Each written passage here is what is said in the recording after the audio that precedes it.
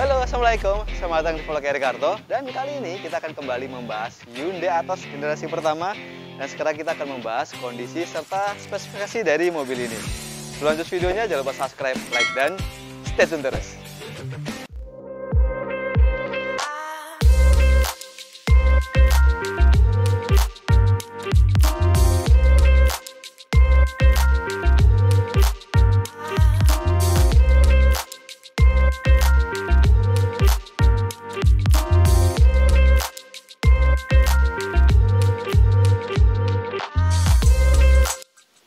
Nah, membahas Hyundai Atos, samping saya ini adalah salah satu unit punya kami. Ini Hyundai Atos generasi pertama, transmisi otomatis tahun 2004. Dan di video sebelumnya kami pernah membahas juga tahun 2005 Matic. Nah, nanti kurang lebih linknya ada di atas ini ya. Dan untuk detail-detailnya dan kondisi dari mobil ini, kami dapat kondisinya masih fresh banget. Emang ada beberapa panel-panel yang sudah dicat ulang, tapi it's okay lah karena sudah faktor usia. Tapi ini bahannya masih ngaleng semua. Dan ini kita dapatnya juga karena ada temen yang tukar tambah dengan salah satu unit kami, yaitu Karimun Wagon. Dan ini emang bisa dibilang mobil ini kelihatan nice karena beda dari yang sebelumnya. Ini kalau kita lihat dari depan, dari samping, dari belakang, ini adalah two tone asli, artinya bagian bawah berwarna abu-abu dan bagian atasnya ini berwarna silver lebih ke biruan. Ada juga yang warna merah bawahnya silver, itu juga ada juga. Ada juga yang silver, abu-abu, pokoknya ada yang two tone mulai tahun 2004 dan 2005. Ada juga yang polos juga. Dan mengingat sejarahnya, emang tahun pertama itu tahun 2000, bedanya hanya di bagian headlamp, bagian fog lamp itu belum multi reflektor seperti ini, jadi masih biasa banget. Tapi kalau ini sudah multi reflektor dan kristal seperti ini sama kayak Kia Visto. Jadi persis banget seperti ini. Dan sekarang detail-detailnya di bagian kap mesin. Untuk generasi yang pertama ini ada siluet tipis di bagian kiri dan di bagian kanan. Tapi kalau yang generasi kedua biasanya lebih mengotak ke depan. Dan di bagian atas ini semuanya masih sama ya dari generasi pertama dan kedua, hanya beda di moncong depannya aja. Kalau generasi kedua 2005 sampai 2008 dia wajahnya lebih mengotak dan ini kap mesinnya lebih monyong ke depan. Nah, sekarang untuk detailnya ini headlampnya masih pakai halogen biasa dan di bagian bawah sini sudah menggunakan fog lamp kristal seperti ini. Ini hanya kuning, hanya tambahan aja. Dan untuk tahun 2004 dan 2005, bagian grillnya dia hanya ada satu garis seperti itu dan logo khas banget Hyundai. Tapi kalau yang generasi yang 2000, 2001 agak sedikit berbeda. Dan di bagian ini sebenarnya ini berwarna chrome tapi ini sudah dicat berwarna hitam. Dan bagian bawah ini, nah ini kayak agak dua layer gitu, dia langsung kelihatan kondensor di bagian depan. Ini agak rentan banget kalau kena kerikil atau segala macam di perjalanan. Oke, nah sekarang kita lihat bagian samping. Nah ini, teman-teman kalau lihat dari samping, emang penampakan mobil ini kelihatan mungil banget. Artinya emang ini lincah di perkotaan. Karena mengingat dimensinya, mobil ini cuma panjangnya 3,5 meter dengan tinggi 1,58 dan lebarnya 1,5 meter. Ini cocok banget buat emak-emak untuk antar jemput sekolah, buat perkotaan, belanja-belanja. Ini cocok banget. Dan ya bisa dibilang juga harganya masih tergolong ekonomis. Nah, bicara masalah detailnya, untuk bagian sini ada siluet tipis sampai nyambung ke bagian belakang ke sana. Dan bagian bawah ini perbedaan warnanya, mulai tutonnya di bagian side body molding sampai ke bagian bawah ini sudah berwarna abu-abu. Dan bicara masalah kaki-kakinya, ini pakai velg aurinya ring 13 profil ban 175/60. Depan cakram, belakang masih drum atau tromol. Dan untuk bagian atas ini pilarnya asli berwarna hitam. Dan untuk tipe GLS, nah teman-teman ingat, di bagian spion ini berbentuknya tidur atau melintang seperti ini. Tapi kalau GLX dia biasanya berdiri, lebih kurang nice sih, lebih kelihatan manis ini. Dan bicara masalah tangkinya ada sebelah kiri, ini kapasitasnya kurang lebih 35 liter. Oke, sekarang kita lihat di bagian belakang. Yuk. Nah, lihat dari belakang atau sini, emang berkesan mungil. Ini kalau bicara masalah dimensi yang tadi, ini tingginya masih tinggi sama saya karena ini 1580. Dan untuk detailnya, tipe GLS dia sudah dapat asli rear spoiler di sini, ada nozzle kecilnya, ada defog ke belakang, dan ada rear wiper. Jadi cukup komplit untuk kelas mobil ini. Tapi kalau GLX bedanya hanya belum ada rear spoilernya aja. Dan untuk detailnya tahun 2003 ke atas sudah model kristal seperti ini untuk bagian stop lampnya. Tapi kalau tahun 2000 dia masih polos. Dan karena ini faktor usia, jadi bagian detail-detailnya agak sedikit ketas-ketas di bagian stop lamp. Jadi masih wajar lah seperti ini.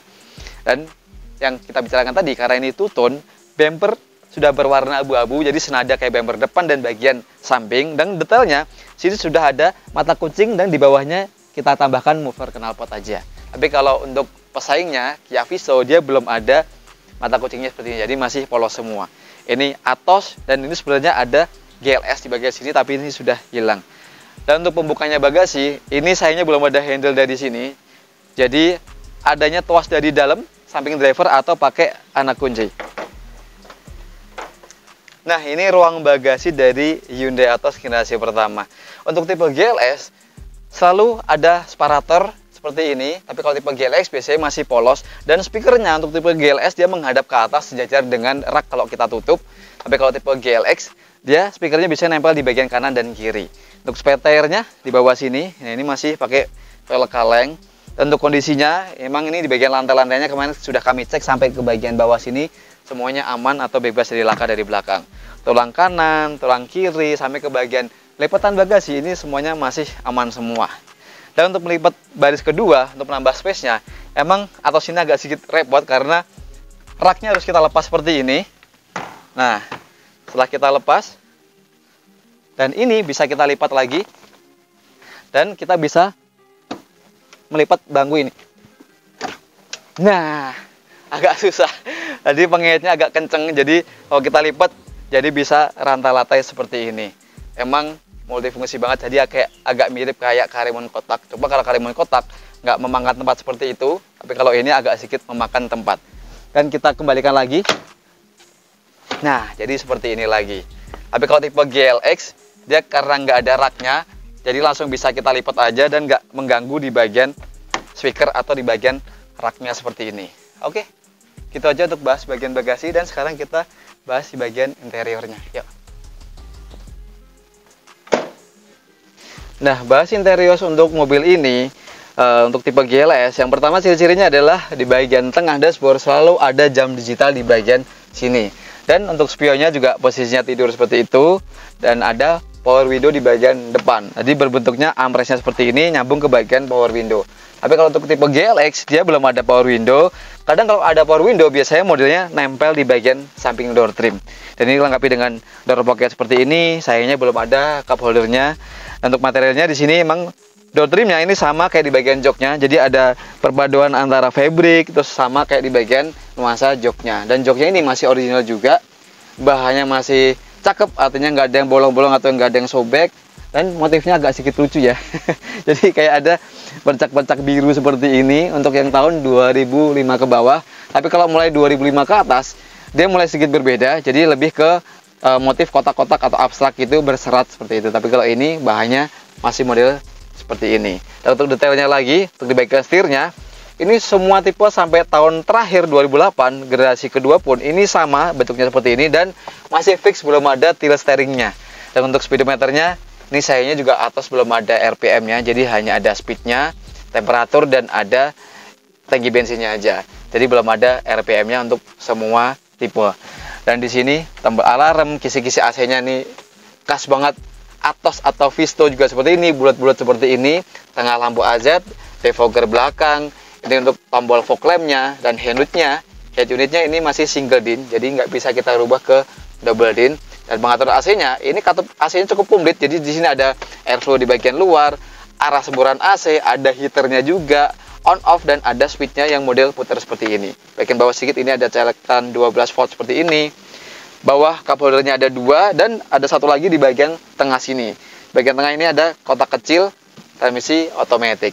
Dan untuk bagian dashboardnya, dan ini dashboardnya untuk generasi yang kedua, ini ada penutupnya laci di bagian sini. Tapi kalau generasi pertama dia masih modelnya terbuka seperti ini. Ini speakernya kecil-kecil di bagian kanan kiri, dan kanan kiri bagian sini ini juga ada kantong kecil di bagian sini.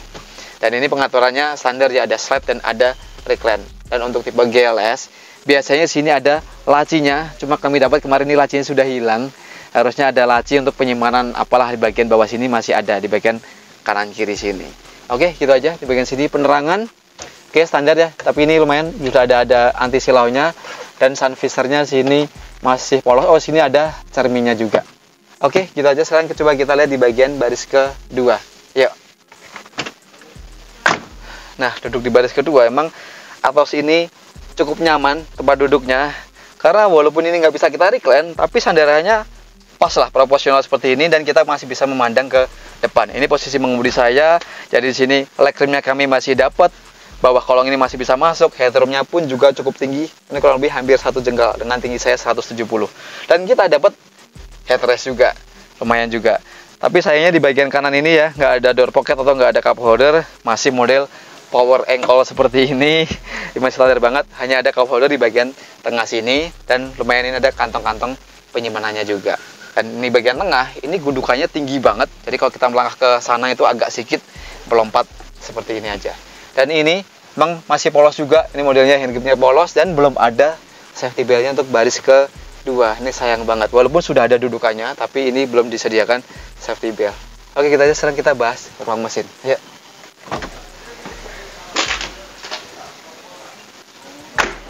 Nah, sekarang kita lihat ruang mesin dari Hyundai Atos ini. Nah, ini penampakannya dari generasi yang pertama. Emang sedikit berbeda dengan generasi kedua. Jadi penampakannya di bagian ruang mesin ini itu pun bloknya juga berbeda.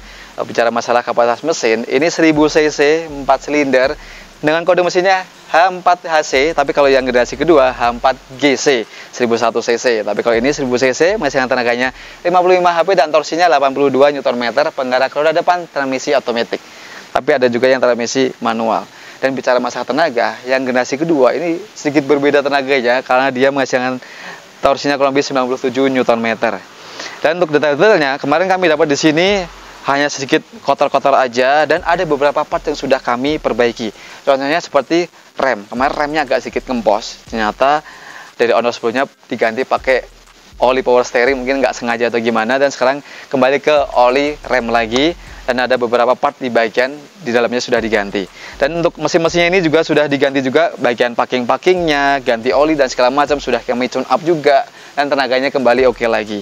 Terus untuk radiatornya juga sudah ganti baru, jadi artinya normal juga, temperatur normal, AC-nya pun juga masih dingin banget. Dan untuk spare part-nya, emang Hyundai sama Kia sebenarnya nggak susah-susah amat. Jadi ada beberapa teman-teman yang tanya, sebabnya takutnya gimana, susah atau enggak. Di sini pun di Salatiga juga masih banyak, di online pun atau di Jakarta pun juga masih sedia banyak banget untuk part-partnya. Dan detailnya lagi, di bagian tulang sini, bagian kap mesin, ini semuanya masih utuh semua. Hanya ada sedikit dent kecil di bagian sini, karena mungkin kemarin pemilik sebelumnya waktu ngerem mungkin agak sedikit nyundul, jadi sini agak sedikit lah, tapi nggak terlalu parah, hanya di bagian sedikit segini aja, hampir 1 jengkal.